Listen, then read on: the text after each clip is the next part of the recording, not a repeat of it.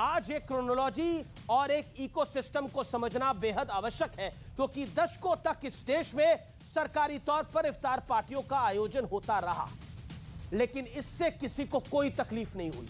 लेकिन जब यूपी की योगी आदित्यनाथ के शासन ने, सरकार ने नवरात्रि और रामनवमी पर भव्य आयोजन का फैसला किया, तो इसके खिलाफ एक चेन रिएक्शन शुरू हो गया। पहले धर्म के कुछ ठेकेदार मैदान में उतरे और इसके बाद पॉलिटिकल ब्रिगेड मैदान में कूद पड़ी। अखिलेश यादव से लेकर कांग्रेस और ओवैसी की पार्टी तक हर कोई योगी सरकार के फैसले पर सवाल उठा रहा है, तंज कस रहा है। अखिलेश यादव कहते हैं और ट्वीट किया उन्होंने कि 1 लाख से क्या होगा, कम से कम 10 करोड़ रुपए देने चाहिए थे। लेकिन धर्म वाला एजेंडा सिर्फ इस मुद्दे तक सीमित नहीं है। अतीक हो, मुख्तार हो, इन जैसे गैंगस्टर्स के खिलाफ जब शासन प्रशासन एक्शन लेता है तो कुछ विपक्षी नेता यहां भी धार्मिक कार्ड खेलने लगते हैं और कूद पड़ते हैं। तो आज इन तमाम मुद्दों पर होगी जनता जनार्दन के बीच सबसे बड़ी बहस, क्योंकि इस देश में धर्मवीरों की संख्या निरंतर लगातार बढ़ती जा रही है। स्वागत है आपका आर पार में।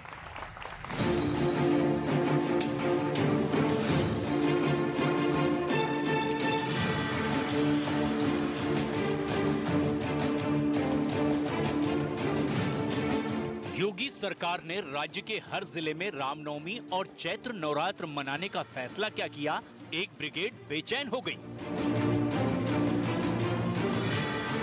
लोग अपने आप रामचरितमानस का पाठ कराना बंद कर दिया,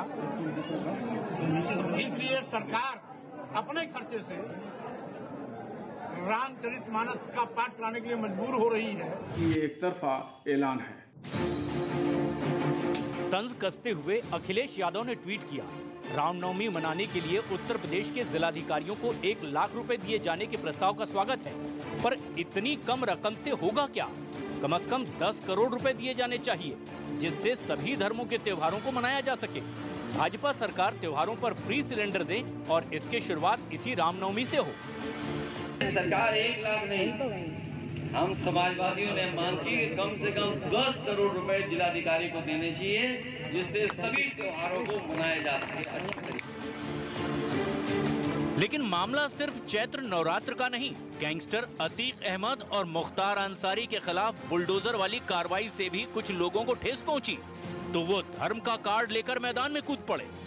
मुसलमान को मिटाना चाहते हैं, मुसलमान को खत्म करना चाहते हैं।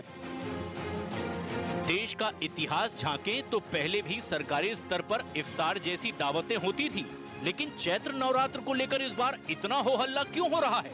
तो आज इसी पर होगी जनता के बीच सबसे बड़ी बहस।